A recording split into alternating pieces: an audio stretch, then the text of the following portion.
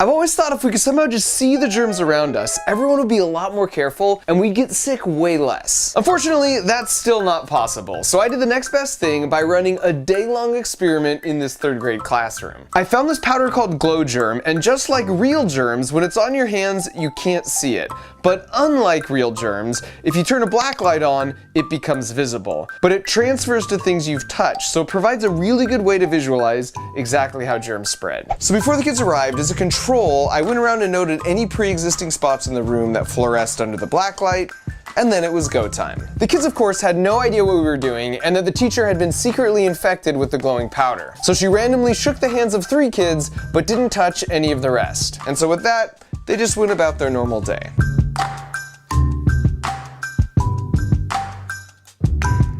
At break, I did choose one random student and he agreed to letting me put some of the powder on his hands too. And then 2 hours later at lunchtime, I checked the results. Remember, everything you see here started with just the teacher and 1 student having a little of that powder on their hands. And because my flashlight can only illuminate 1 spot at a time, I used Photoshop to better visualize our observations of where germs were left behind, including on the other kids. Uh-oh, we're pretty hot over here. Oh, right here. And they were actually pretty diligent about washing their hands. This was the desk of the kid that was infected. And what's crazy is that germs could live on a hard surface like this for up to 9 days. And so you can see how important it is to disinfect the things a sick person regularly touches. For example, this was the phone of the teacher in the experiment. Even if you wash your hands really often, if you immediately pull out your phone, a lot of those germs just go right back on your hands. Think about when the last time was that you cleaned your phone. My friend Joanne at the Wall Street Journal recently demonstrated you can clean your phone with an antibacterial wipe every day for at least a year, and it doesn't affect the oleophobic coating at all. And this hopefully gives you a better mental model of why it's really important to wash your hands or use hand sanitizer after being at places like this,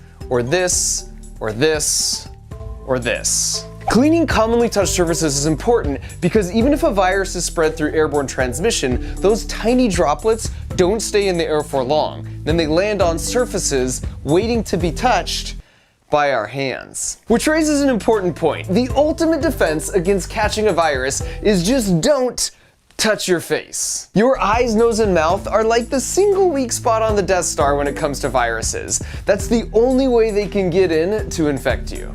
But as you can see here, not touching your face is easier said than done.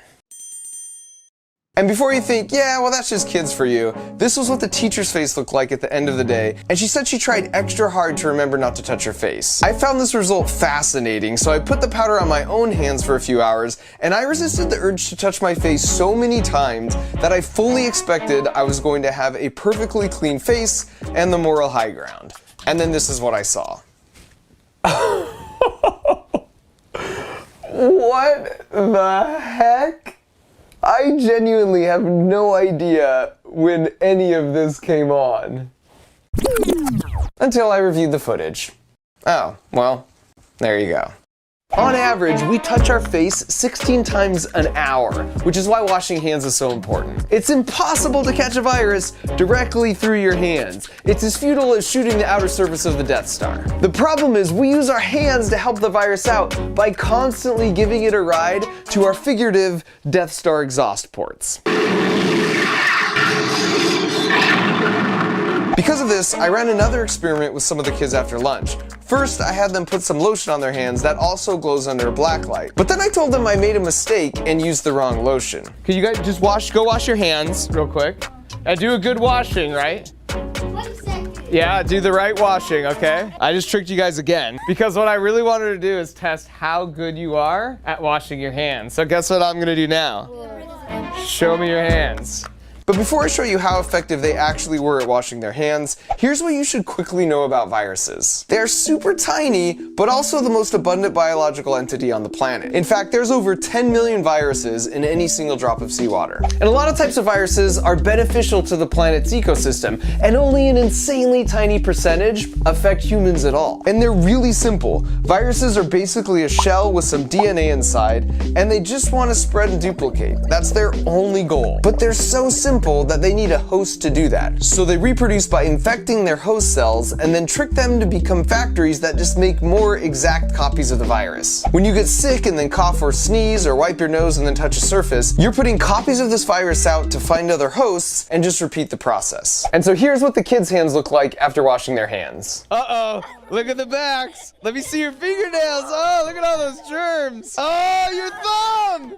Oh, my hand. Oh, look at your wrist. Look at your wrist. We all sort of have a habitual way of washing our hands. So once again, I tried this myself using the typical quick way I do it in my muscle memory. Granted, that's better than nothing, but you can see the difference compared to when I was deliberate and took 20 seconds. Which is why it helps to do things like sing the happy birthday song twice, or you could do what I do and follow Brandon Flowers' example. Jealousy turning saints in eager eyes, 'cause I'm Mr. Brightside. And then for a final experiment, I wanted to show how dumb handshaking is, so I infected the first kid with the powder and then had them do a handshake chain down the line. The fifth person here still had significant traces on their hand, so I put him at the first and lined 4 more kids up after him, and 3 of their hands glowed. So we got trace germs from the original person all the way down 8 handshakes later. So if you ever meet me in real life, please don't be offended if in lieu of a handshake, I offer you a fist bump and a selfie.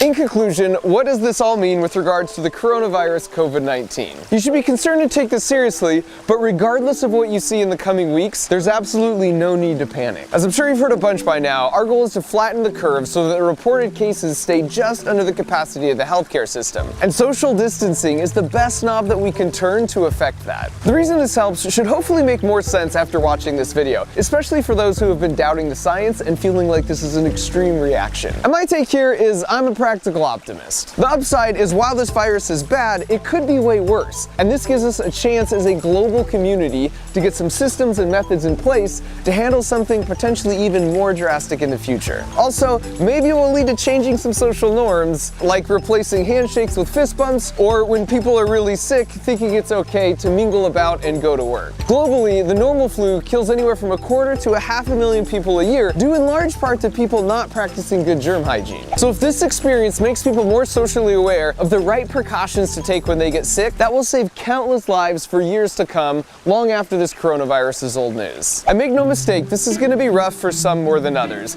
but history has shown that us humans are pretty resilient. These types of things can bring out the worst in us, but they can also bring out the best, most wholesome parts of us, like these Italians practicing their social distancing with an impromptu balcony concert.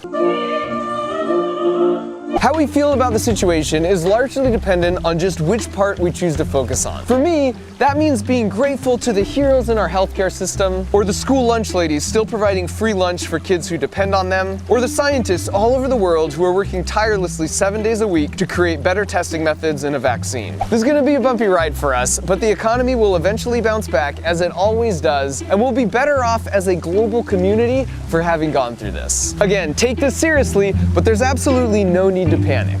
We totally got this.